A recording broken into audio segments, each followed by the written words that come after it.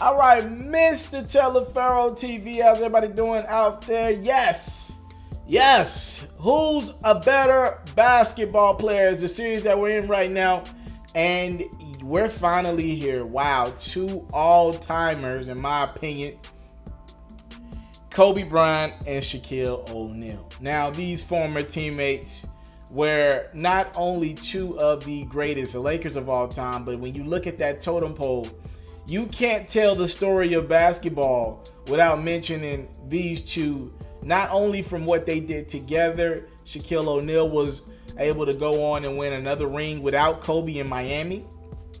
And heck, Kobe a few years later was able to get two more rings as the Los Angeles Lakers with Pau Gasol and company. So these guys, I mean, you can't tell the story of basketball without these two.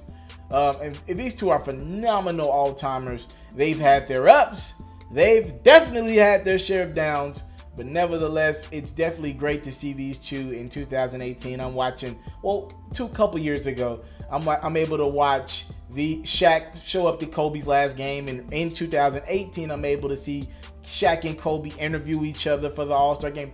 Some dope stuff to see, man, because if you're a basketball fan and you watched it heavily in the 2000s, you know what I mean?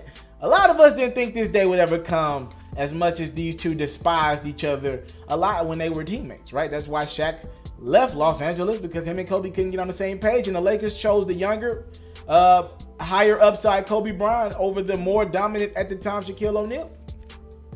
Speaking of dominance, I want to do this one a little bit differently, right? I want to do this one differently. But who was a better overall basketball player of the two? Now, we got to get really in-depth in this conversation, because to me, clear as day, Kobe Bryant had a better skill set, but Shaq was more dominant. You know, that 2002, like around 2001, 2002 Shaq, he was definitely more dominant than Kobe ever was. You're talking about a guy in Shaq, you could literally throw the ball to him in the paint, and teams had no choice but to foul him, because no matter what you did, your best defender wasn't good enough against Shaq. In the era where there were a lot of big men, but a lot of these big men couldn't move their feet like today's big men, right? There were a lot of big men. There were a lot of guys 6'10", 6'11", 7 feet. They just couldn't move their feet. So you threw that ball inside to Shaq, whether he went with the hook shot or just willed his weight on the inside and strong-gated himself to 2 points, you pretty much had to foul him at one point. Hell, he created the hack of Shaq rule. Like, there's a whole rule put in play because of Shaquille O'Neal's dominance. There's no rules in play because of Kobe Bryant's dominance, and I do believe that's a part of this conversation. Shaq also, we don't talk about his rebounding enough, but in his prime, he was a really great rebounder. Now, he was not as great as Dwight, and I don't think we talk about him as one of the top rebounders of all time because of guys like Dwight. But at his apex, Shaq was a great rebounder. Now, in regards to Kobe, Kobe's skill set is just better than Shaq's. I mean, you're talking about a perimeter guy versus a center. Kobe could shoot the three. He could go inside mid-range game on fleek, get to the rim, get nifty around the rim with different types of layups. He was a great defender. To me, Shaq was a good defender. I wouldn't classify Shaq as a great defender.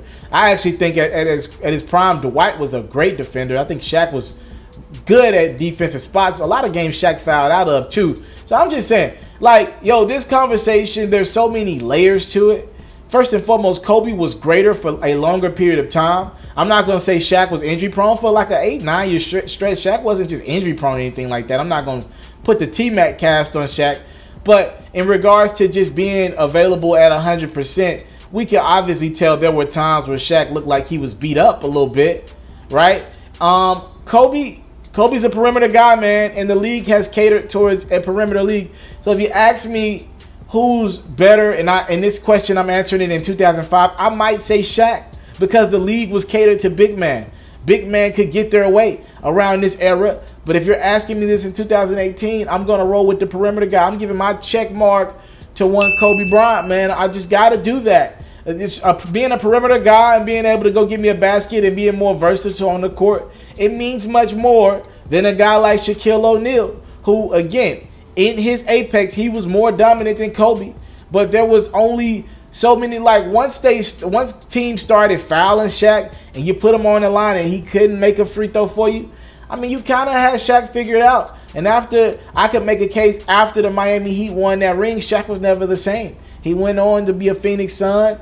That was not a great spot for Shaquille O'Neal. He went on to be a Cleveland Cavalier. It's not a great spot for his career. Boston Celtics run, I don't even want to remember that when I bring up Shaquille O'Neal. The back end of Shaq's career was very, very, very bad. Kobe never had a bad spot like that where he was a 7th, 8th guy on a team. Or hell, maybe I can make a case in Boston, Shaq was the 10th man in the rotation. Kobe was always the guy. Now, I can make a case in the last year or two, he probably shouldn't have been the guy, but he still maintained his position as the guy. That's a bit of a difference for me. And because this guy's a perimeter guy, like I said, I gave my check mark to Kobe Bryant. I want to know who you gave yours to. Talk to me in the comment box below. Man, this is a tough one, though, man. It's so tough because Shaq was so dominant in his prime. Who's the better overall basketball player? Kobe Bryant or Shaquille O'Neal? And by the way, I still got Shaq in my top 10 all time. I know a lot of guys don't. Shaq's in my top 10. I don't care what they say. Y'all tell me where y'all rank these two. Who's better? I came from nothing, but I want everything God has for me. I interview celebrities. I talk sports. I still represent the culture. I got the kids. They are now tuned in. Yo, we locked in right now, Mr. TALIAFERRO'S. Mr. TALIAFERRO'S. Mr. TALIAFERRO'S. Mr. TALIAFERRO'S. Shout out to Mr. TALIAFERRO'S. You're watching Mr. TALIAFERRO'S TV. Mr. TALIAFERRO'S TV. Here with the Triple B's, you can't do nothing but win. All right.